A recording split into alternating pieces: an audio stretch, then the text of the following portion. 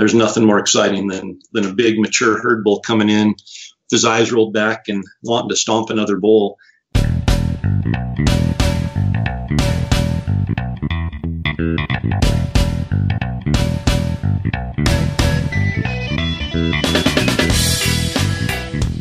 Welcome to the Hunt Backcountry podcast, presented by Exo Mountain Gear. This podcast and the gear that we produce at Exo Mountain Gear share the same purpose: to make you a more capable, confident, and successful backcountry hunter. Straight to the point, no fluff, and no BS. This show is all about providing you with valuable information from experienced hunters. To learn more about the podcast or about our backcountry hunting packs, please visit exomountaingear.com. Thank you guys for joining us for episode 91. Our guest, once again, is Corey Jacobson. This is different from all the other episodes we've done with Corey, though. We dive straight into your questions, your scenarios, your elk hunting problems, and get Corey's answers. This is the perfect episode to hear pre-season for your next elk hunts, especially if you're going out in September's archery season. Also, want to remind you guys that you can save $10 on Corey's Elk Hunting University. So this is an all-inclusive course online with written content, video content, audio content that covers everything from planning an elk hunt to what to do in the field after you make your shot. I mean, it's literally an A to Z on elk hunting. Just go to elk101.com/online course.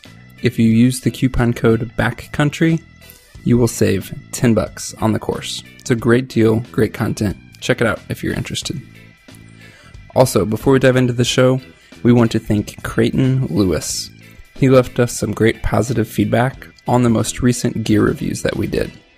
So if you haven't caught the previous 2 episodes, we took a deep dive into reviewing headlamps as well as backcountry stoves. The feedback from those episodes has been great, and it's certainly something we want to continue to do in the future. So the question is, what products or what product categories would you like to hear discussed on future episodes? Shoot us a quick note to podcast@exomountaingear.com and let us know. Also, if you're enjoying the show, please consider leaving us a review on iTunes. Okay, let's get into this episode with Corey Jacobson from elk101.com. Corey, welcome back. I think this is, the 3rd or 4th time you've joined us on the podcast. We appreciate it every time. Absolutely. I'm excited, and especially now leading up to elk season. Yeah, absolutely. I mean, we're literally just a few weeks away at this point, so it's exciting, and I'm sure everybody's getting in the zone for sure. We mentioned when we had you on last, which was just a couple months ago, about maybe getting you back on and talking about some specific scenarios. So that's what we're here to do today. We reached out to guys that, interact with us on social media and asked them what scenarios they wanted feedback on, and maybe looking back at past hunts and thinking, what could we have done differently? What should we have done? And so that's what we're going to kind of walk through today. There's a bunch to cover, so we'll get right into it. We'll start with one here, and I'm just going to go ahead and read it, and this is from Matt. And he says he has identified and patterned a group of elk via scouting, so going into this year. He said in the early morning, he's nearly always seen them grazing in a high meadow near a ridgeline. Heavy trees and cover surrounding the meadow. So he's saying getting to opening day and assuming that they're on the same pattern during archery season, how should he set up to be most successful? Should he make his way up towards the ridge as far as possible before calling? Or should he hang back a bit below, try and call and pinpoint their location on opening morning? And then he asked specifically on calling, which we can kind of answer as a part 2. Should he set up in maybe like the 2-person arc method? So kind of what are your thoughts? You have a group scouted. You kind of think you have them patterned. Should you go for it, try and sneak in there, get as close as possible and stay quiet? Or should you maybe get a bit nearby, hang below or hang away from a little bit, and then try and get some calls going to locate their location? Yeah, and that's, it's always good to have the scouting going for you and know where elk are leading up to opening day for sure. A couple different thoughts come to mind just initially there.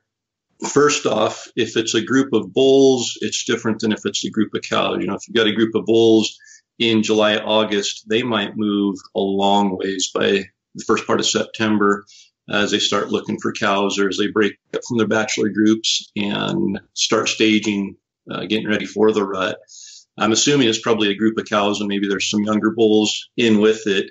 And if that's the case, that's great, because they aren't going to change their patterns or their habits really as the rut kicks in. The bulls are going to be out looking for them.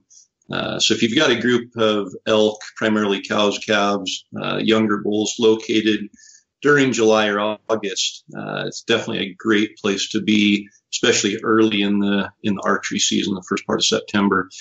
For me, I think ideally, if I know what they're doing the same thing every day. I've been able to sit back from a distance and kind of watch. The wind's going to dictate everything. So if that meadow is a little bit lower and they're feeding up from the meadow and bedding up higher on that timbered ridge, I would probably start below them and kind of follow them up to that ridge. Either that or be in position somewhere close to that ridge, so when they do come up after the morning feed down in the meadows, they come up to bed, I'm up there and ready. I think for me, if I know they're in there, I'm just going to get as close as I can and kind of go right into the hunt mode rather than the locate mode from the get-go. If they're moving around and they're using a couple different ridges to bed on and you aren't really sure where they're going, then I might get over a ridge and try to locate them first thing on that opening morning or the first morning I'm in there. But ideally, if they're patterned and we know what they're doing and where they're doing it and they're doing it consistently, I'm probably just going to try to get in there, make sure the thermals are in my favor, and get right after it, which probably leads into question number 2. What's the calling tactic there? And can you read that last question for me one more time? Yeah, he was asking about should he set up with the 2-person arc method. So I'm assuming he has a partner, and then talking about that specific calling setup. Yeah, and that's my go-to every time. If you can have a 2-person setup with a caller and a shooter, I think you're going to be far more effective, whether it's early season, peak rut, whatever it is. Having a caller back behind and a shooter out in front is always going to be more effective. And then, yeah, the arc is always, you want to pay attention to the wind and make sure that shooter's set up on the downwind side of where you're anticipating the elk to come in from. That way, if they do circle down low, they're going to not smell the shooter before they get to the caller, which would kind of defeat the purpose of having the 2-person setup if they smell the shooter out in front because they circle down below the shooter. So when we're referring to the arc, it's just basically you draw a straight line from the caller to the elk, and then you always want the wind, if you can position it so that the wind's coming perpendicular to that straight line, which means you're usually on the same level as the elk. And then as the shooter, when you set up, you don't want to set up along that straight line. You want to get on the downwind side of that line on a kind of an imaginary arc down below it. So that's how I would set up, regardless of anything. A 2-person setup with the arc is the way to go. Yeah. Corey, with the arc specifically, and obviously this can vary based on, terrain features, cover, etc., but what kind of distances are we talking about? What kind of distances back should the caller get from the shooter? And then what kind of distance off of this perpendicular line between the elk and the caller, how far should that shooter then drop downwind? Again, I know it can vary.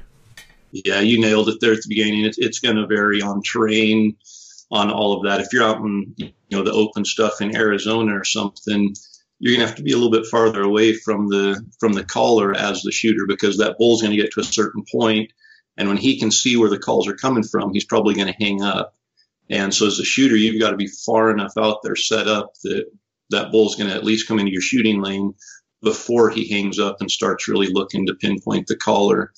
And again, it goes the same for the distance off of the arc. When that bull comes in, ideally, when I'm setting up, I try to find a place that just looks like a prime place for an elk to come through, where he's going to feel comfortable. It's going to be open. He's not going to have to fight through a bunch of buckbrush or alderbrush or anything. He's going to have a good game trail that he can walk in on, feel like his senses are protecting him, and just really make it easy for him to come in. And so it's not so much a distance off of that straight line, that imaginary straight line that I'm worried about setting up. I'm just trying to visualize where's that elk most likely going to come through. He's going to be on the downwind side usually. So if the collar's set up and there's a really good game trail 20 yards below the collar and the thermals are coming down, that elk's probably going to take that game trail in. And so as the shooter, I just want to make sure I'm set up on the downwind side of that game trail. And you kind of just visualize where's that elk most likely going to come in. He's coming in from up on the ridge. He's coming towards the collar. He's probably going to circle around downwind. There's a really prime lane right here for him to walk through. That's most likely where he's going to approach from. And I just want to make sure that when I'm setting up as the shooter, I'm taking advantage of that and really thinking about where the elk's going to come out.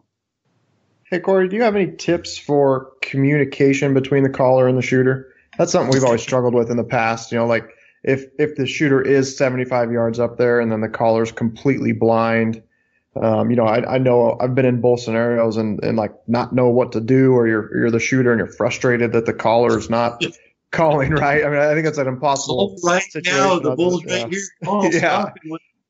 But I mean, do you guys have a strategy, or do you ever, as the shooter, like have like a cow call that's meant to communicate back to the caller to do something, or as the shooter, do you ever even want to make a sound?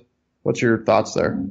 Yeah, and communication is important, and it's difficult. Like you said, if you aren't visually within sight of each other, it can be hard. And for me, as the shooter, I want to be silent. I don't want that elk to know there's anything there, because if you make a single cow call, that elk's going to pinpoint. He's going to know there was a call that came from there. And when he comes in, he's at least going to have in the back of his mind, there should be an elk standing right here, and I don't see it. And he's going to start getting nervous.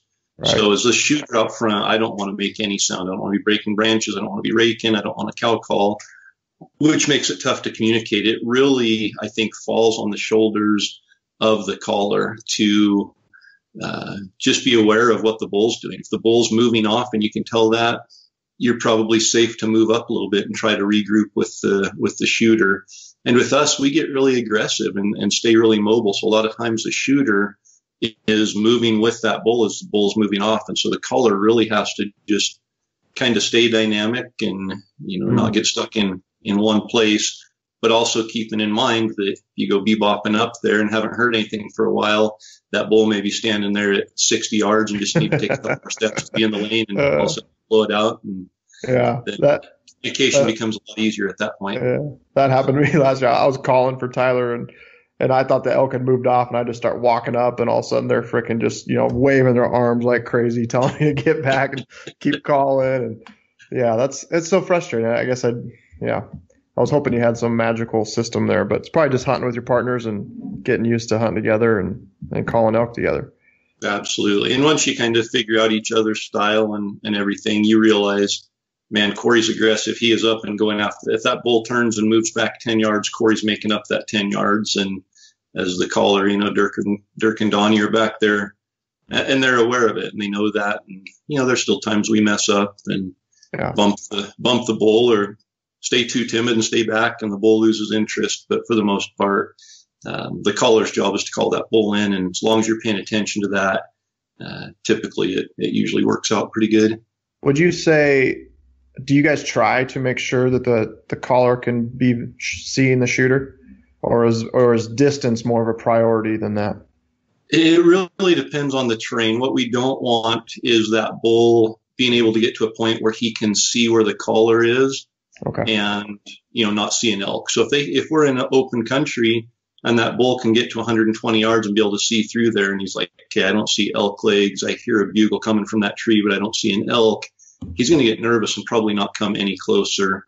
So we just want to make sure that the caller sets up in a way that forces the bull to come into the shooting lane before the bull has a chance of seeing the area that the caller is calling from. Okay. So it can be, as close as 20 yards. It can be as far as 100 yards.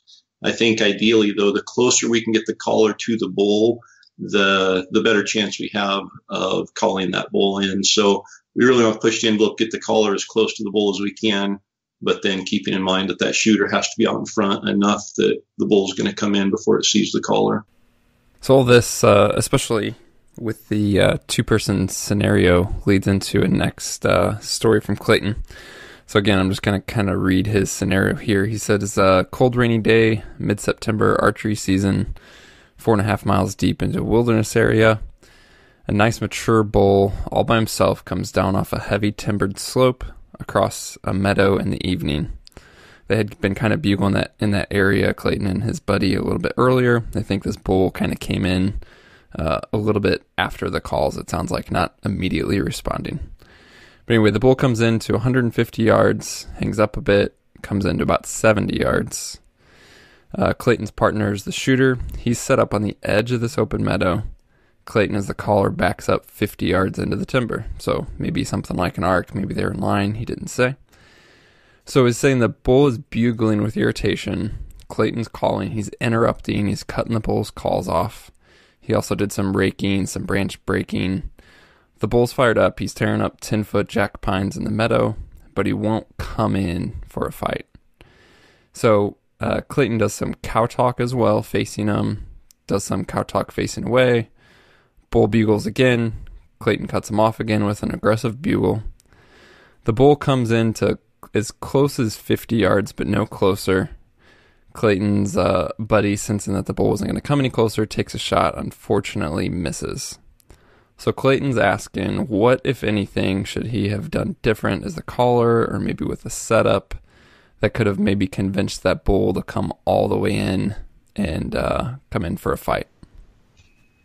Yeah, that's a great question. And, you know, when I offer the answers to these situations, it's important to keep in mind that these answers aren't the right way or the only way necessarily. It's just kind of the first thing that comes to mind for me, and from experience, it goes back to visual. And it's tough to call a bull in across a meadow. They'll get to the edge of the meadow and come part way, but they're exposed out in the open. And when it's really tough to get a bull to commit to come all the way across the meadow and then go into the timber on the other side. And when you think about it, a lot of times those bulls will come out of the timber and they'll skate the edge of a meadow. And the bull's thinking the same thing. If there's another bull back there, why isn't he coming to the edge of the meadow, at least so I can get a visual? And for that bull to expose himself and go all the way across the meadow, it can be difficult. So anytime if I can, I try to get on the other side of the meadow and get on the timber side where the bull is, or at least have the shooter set up on that side. And maybe I stay over 10 or 15 yards back into the timber to pull the bull out into the open on the other side. But actually getting a bull to commit and come all the way across the meadow into the timber on the other side can be really tough. And in that same situation for the shooter really can't get out in the middle of the meadow, so he's got to stay on the timber, and it can be really hard to convince that bull to come that last 70 or 100 yards close to the timber on our side of the meadow. So setting up, it's important to keep that in mind, that calling a bull across the meadow can be tough. So you've got to get on their side or find where there's some timber, a finger of timber coming out into the meadow where you can get out there part way. But again, it just comes back to visual. That elk wants to see another bull, and he's just at that comfort zone where if he gets any closer, he starts feeling uncomfortable that he can't see an elk and maybe feels like he should. Yeah. What are your thoughts, Corey, in a scenario like that, and that the shooter in this case took that shot at 50 yards? He missed, not at all saying he wasn't capable of taking a 50-yard shot, but for a guy who maybe has a shot, maybe the elk's at 60, 70, the guy who has the shot, but the bull's hanging up and it's a bit outside the guy's effective range or what he's comfortable with shooting. Do you just hang in there with patience? I mean, at some point, do you throw everything at him with calls? Do you maybe go quiet and see if his curiosity's piqued and just play it patient? Any kind of thoughts on that one? It's tough because you're kind of locked down in that situation. When you're on the edge of that meadow, you can't move closer. You really can't do much of anything there as far as, getting aggressive and pushing in. So you're kind of stuck just with your calls. But honestly, I really think once that bull hangs up, there's not going to be much to convince him to break loose and come in closer. He doesn't feel comfortable, and it's going to be hard. So I might just go quiet. And I would say 90% of the time he's not going to come in any closer. He's going to turn and walk off kind of uninterested. but I'm going to let him get to the other side of the meadow and get the timber. Then I'm going to sprint across the meadow and get in the timber with him and set up and hammer him again. Just like, it's important to think like an elk. And if that bull's walking off thinking there's an elk hung up in the timber, and he gets back into the timber going back up the ridge where he came from, and all of a sudden this bull's behind him and pressures him again, he's going to be a lot more likely to come back to that edge of the timber feeling comfortable, knowing he just walked through there and there wasn't danger. And so I would just let him kind of cool off and walk away, get over there, find a good setup, and then pressure him pretty hard once we have a good setup and a good situation on his side of the meadow. Okay. Yeah, that's interesting. And you would, if he heads back across the other side, gets back into the timber, you would most likely just sprint through the meadow and not try to do some big circle around in terms of trying to keep cover in the timber and all that? Yeah, it depends. I mean, if we know he's heading out, he's heading back up the ridge, if he's bugling as he goes, and we know he's a couple hundred yards up the ridge in the timber, I'd probably run straight across. But if he's, hanging out on the other side, raking or wallowing or something just inside the timber, yeah, we're definitely going to be careful and skate around the edge, make sure we're concealed. Okay, perfect. All right, well, those were two pretty detailed stories and scenarios, and then we had a bunch of other questions and comments and feedback on scenarios that kind of fall into different categories. And so these are no one story, but just a bunch of guys who commented, and, they all kind of came into these categories that we can hit. A first one, which isn't necessarily a scenario, but was just a question from a soon-to-be first-time elk hunter, David, who's getting ready to go on his first elk hunt this year. I thought would be interesting to hear from your perspective, Corey, and maybe some stories. I'm sure you have. He was asking, have you ever, quote-unquote, hunted another hunter or called other hunters in? So David is a first-time elk hunter, hearing about elk calling, and obviously thinks these things. I'm sure you have some stories. Oh, totally. No, and I think over the years I've kind of picked up, I still get fooled by calling, and you don't have to be a great caller to fool the human ear necessarily. If you get a good, clean bugle, hit the high note and drop off, it can be hard to differentiate between an elk and a human. And I've definitely heard bugles before and set up and, took a couple calls before I realized, I think that's a human. And on the flip side, I've called other hunters in. For me, what gives it away, though, is the chuckles. And anytime a hunter chuckles, there's maybe 5 or 10 people in the world, I think, that might be able to fool me. And probably once you key in on it, fool the rest of the hunters. But chuckles usually, for me, give it away that that's a hunter. But yeah, we used to hunt really deep, steep stuff up in North Idaho in high school and college. And several times we'd be down in the bottom of this hole with the road up on the ridge, a good 2 miles or so straight up the mountain, and somebody would be up there on a four-wheeler driving the road, and they'd get out, walk out the ridge and let out a bugle. You could hear the four-wheeler go across, and they get out there and let out a bugle. And there were a couple times we played some pretty mean tricks, sounding as much like a big old bull down there as we could, and they'd make it about 3/4 of the way down the mountain, and we'd just go quiet, move over into the next drainage, and leave them down there wondering where that bull disappeared to. But and it's that last year in New Mexico, we had a situation where some guys set up. We knew they were hunters, and I bugled a couple times trying to get a response on the other side of the ridge, and they had cow called and bugled a couple times. And I thought, okay, we're close here. Let's just go in and talk to them. So we started walking in there. Well, they had thought we were an elk, and then hearing us walking across the rocky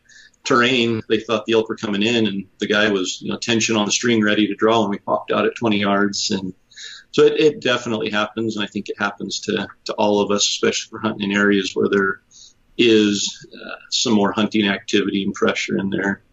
But again, trying to listen to those chuckles and differentiate that, that sounds like a human a little bit more than an elk. And obviously we've all been fooled and walked away from a real elk only to glass back across the ridge 150 yards and see a bull standing there and realize we messed up. Yeah.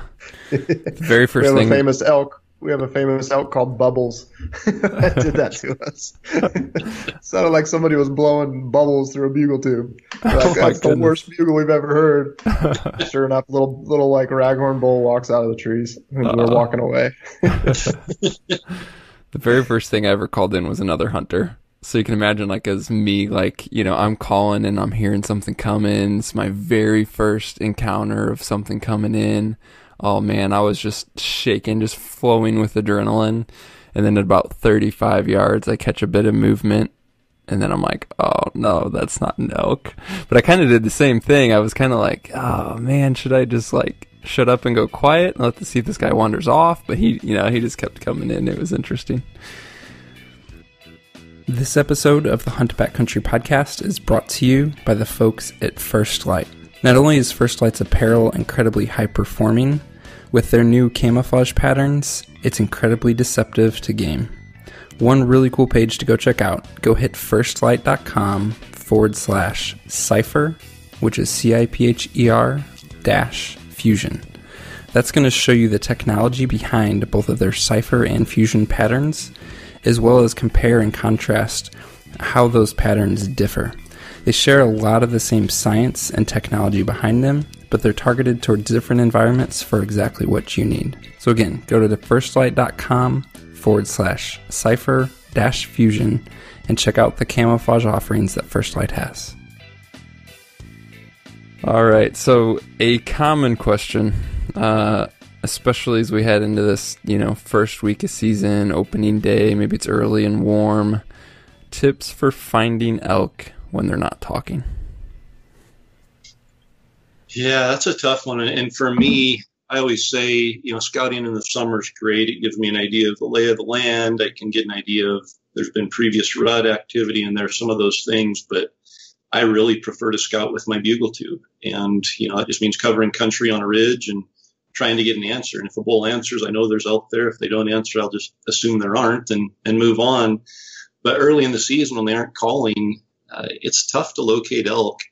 And I think a year like this year, especially here in Idaho, it's super dry. It's about as dry as I've seen it in a long time. And coming off of a winter and a spring where we had a lot of moisture and good snowpack, I was really expecting to have 4-foot tall green grass everywhere in September, and it's not the case here this year.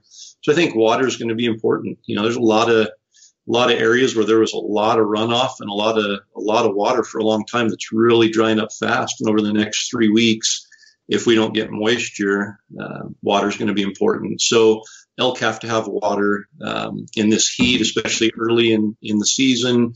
They need a cool, comfortable place to hang out during the day. So the north-facing slopes near water where they have good cover are going to be obvious places to check out.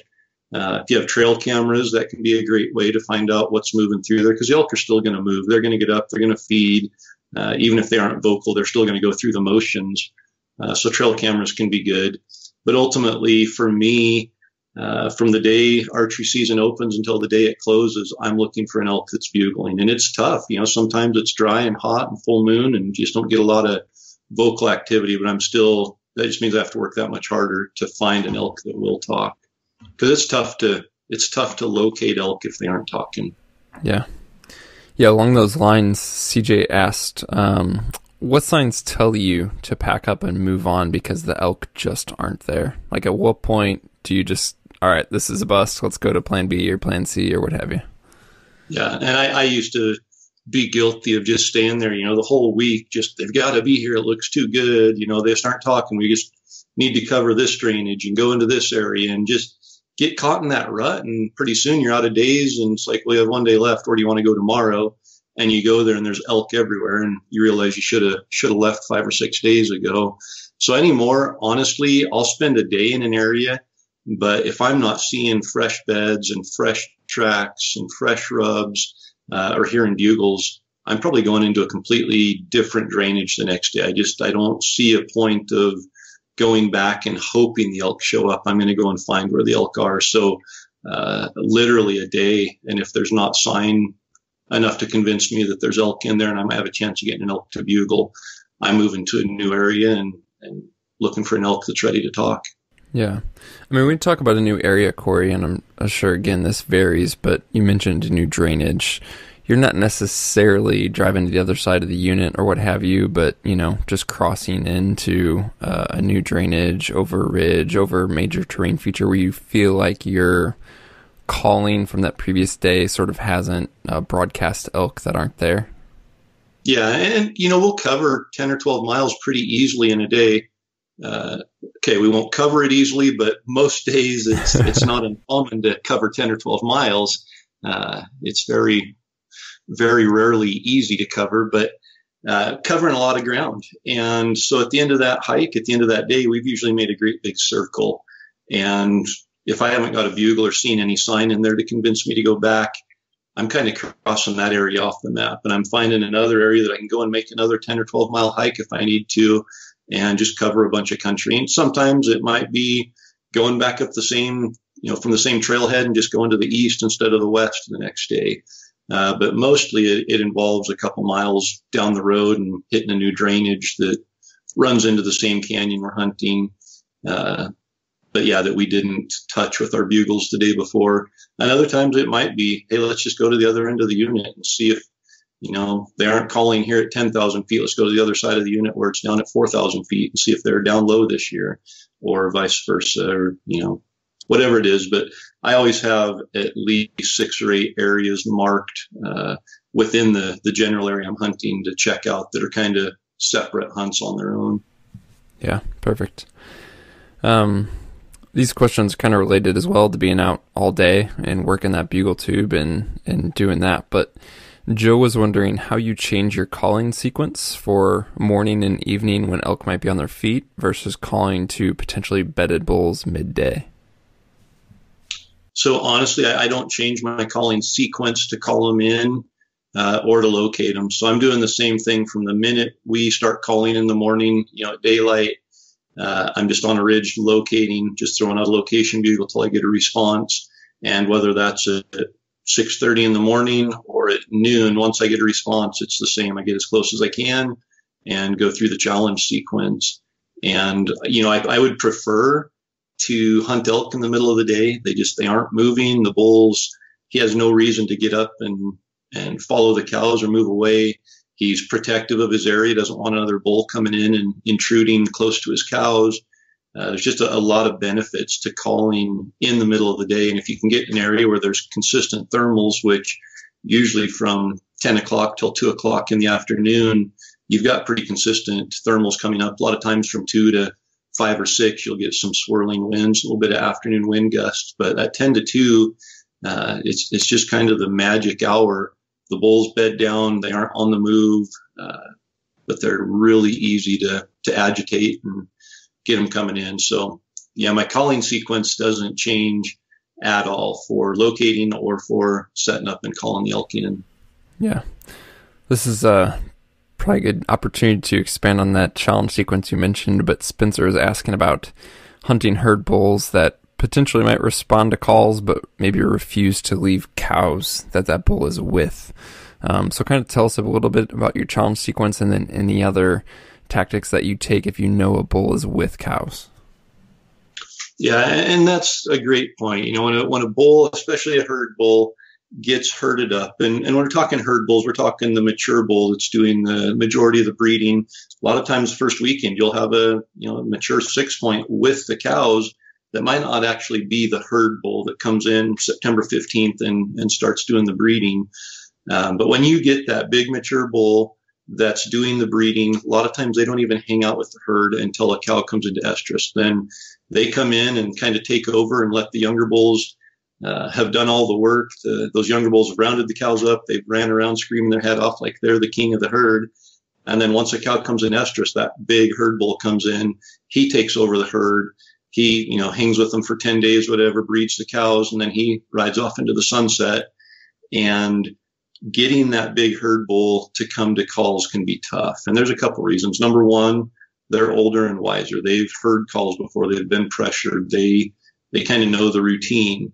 Number two, it's later in the season, so there have been more people out there calling, and they're a little bit more wise to the calls towards the end of the season than they would be early. And then the third one is they've got cows in estrus, which is all that they're focused on during the rut. And they would much rather hang out with a cow in estrus than go and fight and take a chance of getting beat and losing all their cows, or having a satellite bull come running in while they're off, fighting another bull, and having one of those satellite bulls steal a cow. So getting them away from their cows during that peak rut can be tough. But the beauty of the challenge sequence is those bulls still have the desire to fight, and they will fight sometimes even harder to protect their harem that they want to hold on to for the next week or two. And if you get close and pressure them and know what to say and how to say it, even those big mature herd bulls that have cows that won't ever come into a call, if you can get in close enough and pressure them just right and challenge them just right, they'll break loose and come in. And when they come in, it's, they're looking for somebody to stomp. And there's nothing more exciting than a big mature herd bull coming in with his eyes rolled back and wanting to stomp another bull. And as the shooter out in front, knowing that he not even aware that you're there, it's a pretty fun experience for sure. Yeah.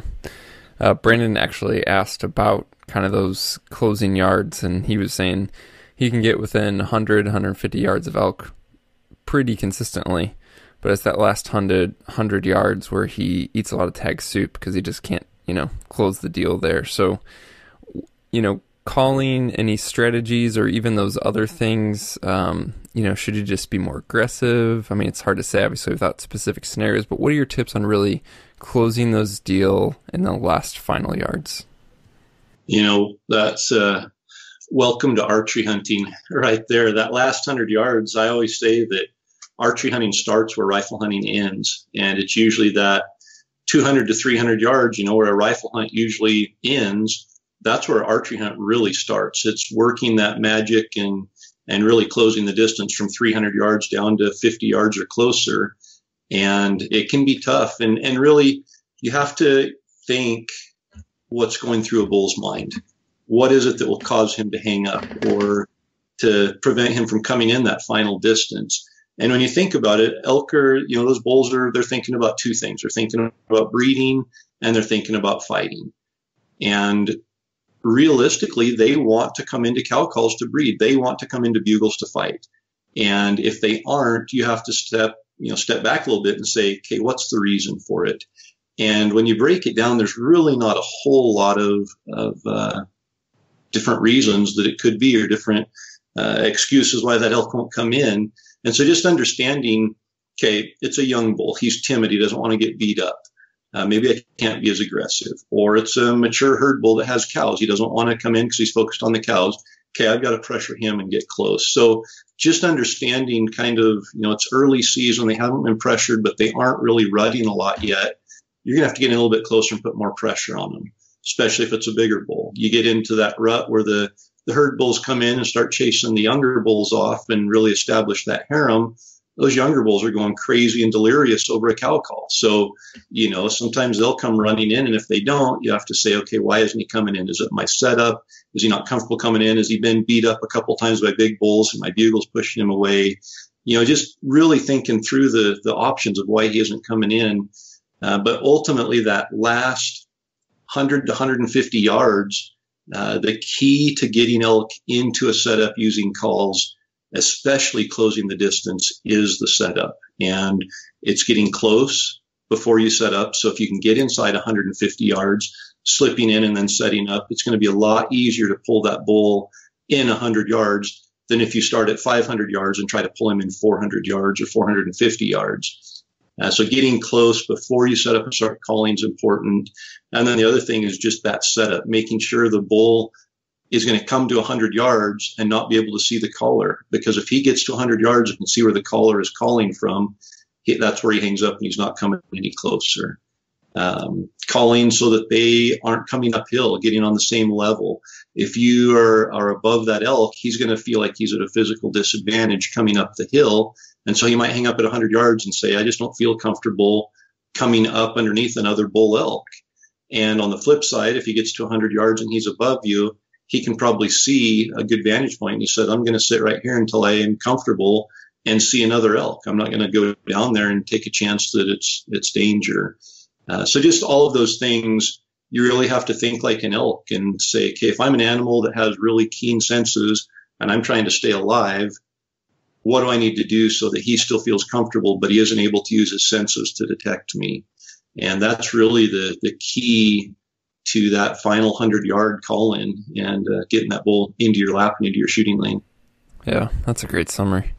So ideally, you want to try to get side hill? Yeah, for a whole bunch of reasons, I want to be at the same level as that elk. And, like I said, the visual advantage they have if they're above you, the physical disadvantage they have if they're below you can make it tough to call them up or down to you. The other thing is thermals, and thermals are typically traveling either down the mountain or up the mountain. And just by virtue of how thermals work, the air is either moving up or down. And when it switches, it usually switches 180 degrees. The sun's out, the hillside's warm, the thermals are coming up, and then a cloud comes over and it starts cooling the ground. Thermals switch, and when they do, they usually switch 180 degrees. Very rarely will you have thermals blowing across side hill. So if you're coming in on the same level as the elk on the side hill and the thermals do switch, you have a lot better chance of not getting busted by the thermals going straight away from you and then switching to going straight to the elk. I know you don't do too much solo hunting, Corey. Thankfully, I have some awesome partners that you're typically always working with, but Mike was wondering about any calling strategies, setups for solo hunters. Obviously, things like the arc, things like the collar dropping back out of the game. So for the guys who do have to hunt solo, what should they be paying extra special attention to in terms of calling setups? It's really the exact same game. The only thing is you don't have the advantage of having a collar back behind you. So you've got to broadcast the sounds behind you more.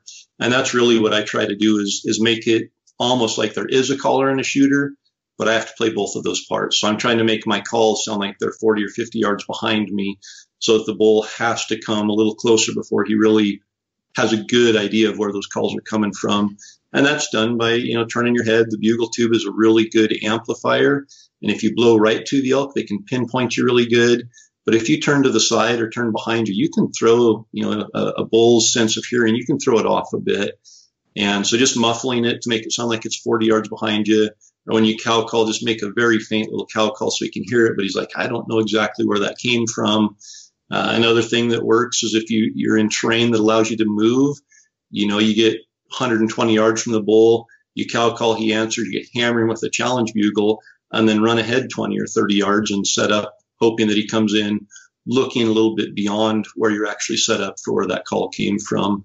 But it all boils down to the same thing. And again, terrain is going to change that. Solo hunting in thick terrain can be a little bit easier than solo hunting in open terrain because you get a bull that can stop and see where the calls are coming from at 150 yards. It's going to be a lot harder to get him in. But if he has to come in to 40 or 50 yards before he can even see where the calls are coming from, it gives you a little bit more of an opportunity to either move ahead or throw him off by 20 yards and get him into your shooting lane as a solo caller. And it comes down to some bulls they'll walk right into the caller. They'll walk right into 20 yards before they start getting too suspicious or wary. And if you get the right bull on the right day and you're in a good setup, solo hunting can be very effective as well. Yeah. Hey, Corey, have you ever, I was just thinking about if a bull hangs up and he's going to hang up, do you stop right there or do you keep trying? You know what I mean? I would just thinking back at a hunt a few years ago and had a bull come to the edge of an opening. Jason was 70 yards away. I was behind him.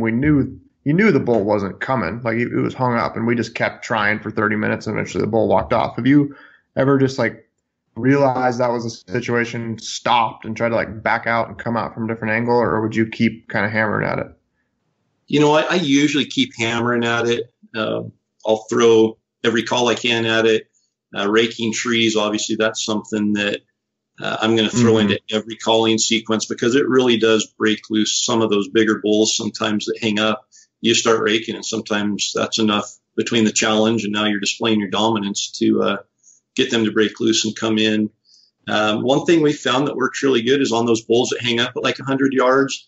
We've sat there for 20 or 30 minutes just going back and forth, and you can tell they go from real aggressive to they start losing kind of that fire. And you feel like you're losing the situation. You know that it's going the wrong direction. They aren't escalating. They're they're kind of losing interest and aggression. And one of the things we found that works good is that collar. So we call it the slingshot, but basically the collar comes up as close to the shooter as he can, or maybe all the way to the shooter, and screams in that bull's face. So you just moved in 40 or 50 yards. You're giving away the shooter's location kind of, but you're putting more pressure on that bull. You're really getting in his face and challenging him.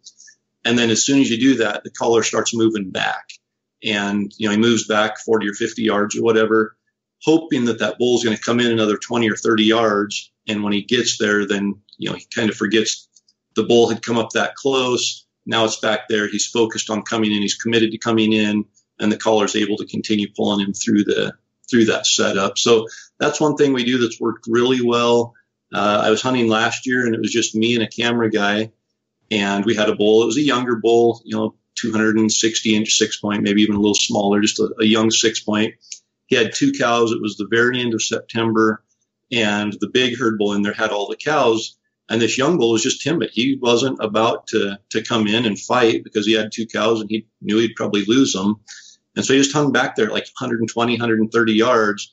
And I did everything. I cow called, I challenged, I grunted, I squealed, I chuckled, I raked. I did everything that I knew to try to convince that bull to come in, and he just wouldn't. And so I told the camera guy, I said, just stay right here. He was over my shoulder. We had great shooting lane. And I said, just stay right here. I'm going to move back 40 yards behind you and just go through the same thing again.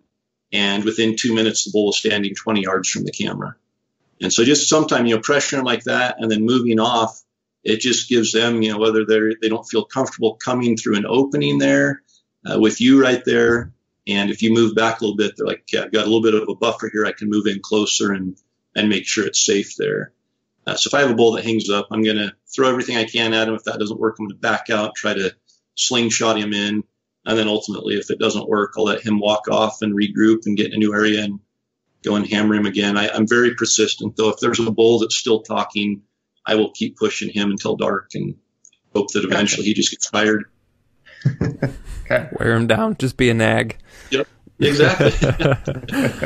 Awesome. Do you ever turn to, besides obviously locating, do you ever just get to an area, have a sense, or just for whatever reason want to turn to a cold calling setup with any kind of cow talk or anything like that, Corey?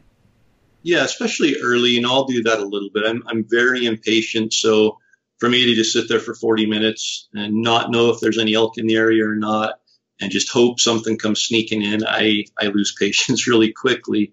But it can be effective. If we're walking along early in the season, nothing's bugling, and all of a sudden we smell elk, and there's fresh signs and fresh beds and a fresh rub or something, yeah, I'll definitely find a good lane and a good place, and we'll set up. And still the same thing, we'll have a 2-person setup, paying really close attention to the wind. Because when those elk come in silent, they're very wary. They're curious, they're cautious, and they're definitely going to circle around wind.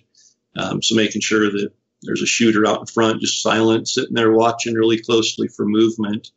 But it can be effective. There's no doubt if you get in an area where there's 5 or 6 younger bulls, and they broke up from their bachelor herds, but they're staged there waiting for the rut. They aren't going to be the big herd bulls, and it's a little bit early for them, and they aren't talking yet. It can be real. We've had situations where we've had 4 or 5 bulls come into some blind calling setups, and we aren't too picky about making sure it's a big herd bull before we punch the trigger, and we've been successful doing that for sure.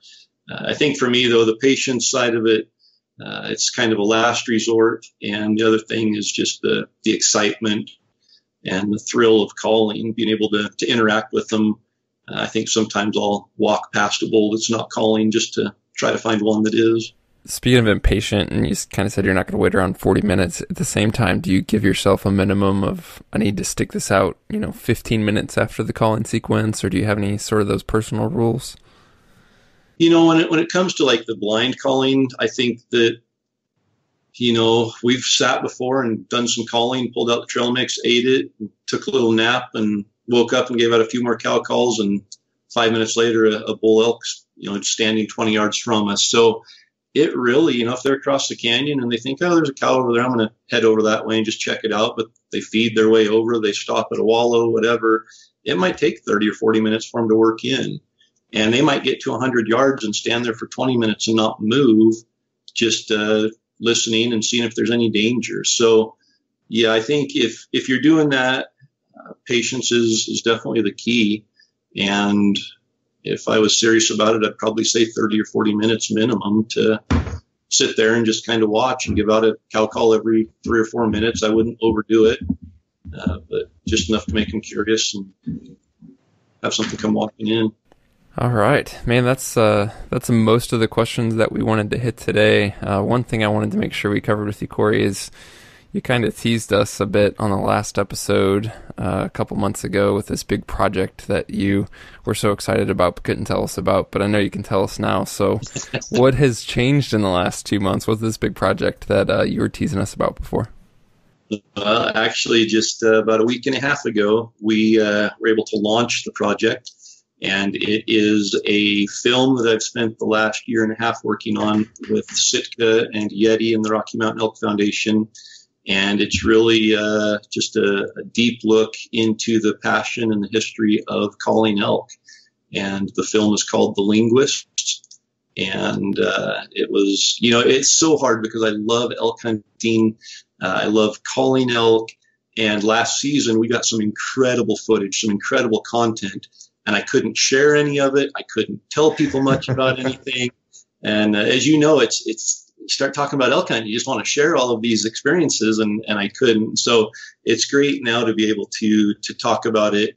I had an opportunity to be in the homes of what I would consider to be the four pioneers of elk calling, kind of the forefathers of elk calling, and to be able to be in the home of Will Primos and Wayne Carlton and Larry Jones, and then my dad, Rocky Jacobson, and visit with them about their passion for elk calling, to see the innovation that they had back in the 70s for developing calls to be able to call in elk, and just to be able to sit there and share some of our favorite elk hunting memories and experiences with those people who were my heroes growing up and who really, helped kind of ignite that fire and that passion for elk hunting and elk calling, and to be able to work with them and be involved in this project at that level with them was just a dream come true for someone like me. Yeah, absolutely. So what's the best way to catch the film? Where can listeners get to it? So the film, anybody can watch it. It's just out on YouTube on the Sitka Gear page.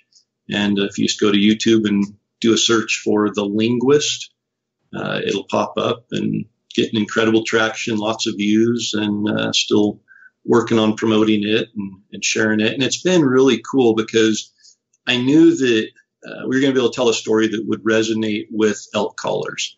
But it's been really cool to have, we did a launch. So we did kind of a pre-screening at the Big Sky Total Archery Challenge 2.5 weeks ago. And Ben Potter, who was the brilliance and the talent behind all of the filming. He's the one that followed me around with the red camera all season last year and then did all the editing and everything on the film. He was there, and he's from California. And a lot of his friends are not hunters at all. And they came up there to surprise him for his birthday, and they were there for the screening. And it was amazing afterwards to hear them chattering like little kids about how awesome it was to see that passion and how excited they were. They wanted to go and call in an elk, and they'd never had a desire to do that before. And they said, we don't hunt, but now we understand the passion for it that you have. And I think the film has a really good potential to reach across those borders to some of those who don't hunt. And if nothing else, help them understand some of the passion we have for it. It's not just about killing an elk. There's a whole adventure within calling elk that we live for each September. And obviously our goal is to put a tag on an elk, and we like to fill the freezer, but we love calling elk, and I think the film does a good job of sending that message. Yeah, awesome. Corey, just to wrap up, thinking through the listeners who don't have as much experience hunting elk yet, maybe they're going on their first hunt this fall, maybe they're going on their third or fourth or fifth or sixth or seventh, but they haven't even killed an elk yet. What's your kind of like last word of encouragement or advice to those guys?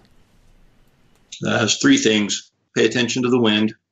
pay attention to the wind and pay attention to the wind.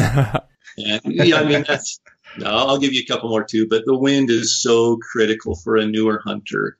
And we just sometimes, even hunters that have been out there 10 or 15 years that have been fairly successful, sometimes don't pay as much attention as they need to the wind. And I hunted with Randy Newberg 2 years ago in Montana, and Randy's from back east, northern Midwest, Minnesota area, and grew up whitetail hunting and all that. And whitetail hunters, they pay attention to the wind. And the first night we were there hunting together, we came back and he said, I am such a newbie at this, or, something along those lines, that I had no idea how important the wind was. I check the wind continually. And he said, coming from an old whitetail hunter, my practice of checking the wind was twice as aggressive, I guess, as what he thought it needed to be. So just paying so close attention always to the wind is critical. Be confident in your calling. Don't feel like you have to be a world champion caller or even a great caller. Just be able to make some basic calls and be confident in that and put that emotion into the calls that you need to express to the elk. And then the last one is just stick with it. Don't give up. And it gets discouraging. We're out there, we want to put our tag on an elk, and after 3 or 4 days of what we would consider to be failures, it can be easy to throw in the towel and just think, I'm going home, got work to do. I'm wasting vacation time. It's hot. My family, my wife's having a hard time. The kids are being rough, and, whatever it is, there's all of these things that we can really find ways out of an elk hunt. But at the end of the day, it's persistence and hard work that brings success. So stick with it and don't give up, and you'll be successful. Awesome. Corey, thank you so much for sharing all of your years of wisdom and your perspective with us, for sure. Covered some good ground. I'm sure that most of our listeners are already doing this, but just before we wrap up, where can guys stay up to date with everything you have going on, everything with Elk 101, and kind of catch what's coming next from you guys? Yeah, no, just visit us at elk101.com. At the bottom of the homepage, there's a sign up for our newsletter. And if you're on that, I keep everybody informed of everything that's going on through that newsletter.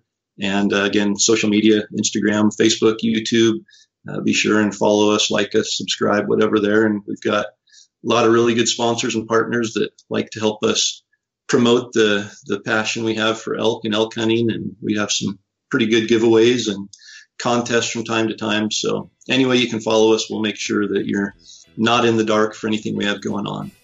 Perfect. Thank you, Corey. Absolutely. Thanks, Corey. Thank you, guys. Yep. Thanks, Steve. Thanks, Mark.